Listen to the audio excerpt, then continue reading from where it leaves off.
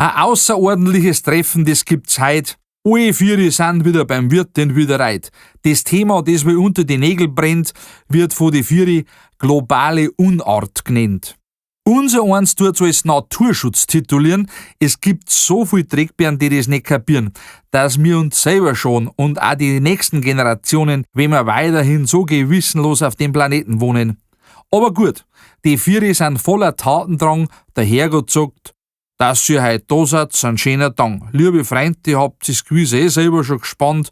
Der Umgang mit dem Erdball ist allerhand.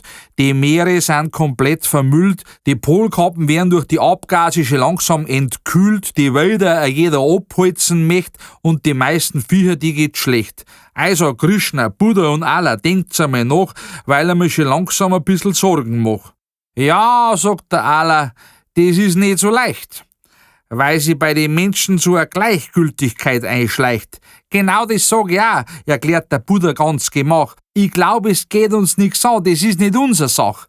Krishna, was meinst denn du dazu? Der Hindu-Gott denkt nach und energisch sagt er dann, genau, was sollen wir da, jetzt sind einmal andere dran.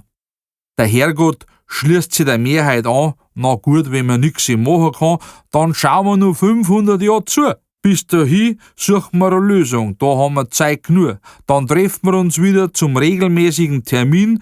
Der Allah sagt, Thema Frauenrecht. Ich weiß nicht, ob ich da komme. Ob der Allah dabei ist, ob er da einer geht bei der Tür, kann man erfahren beim Gedicht Göttertreffen Nummer 4.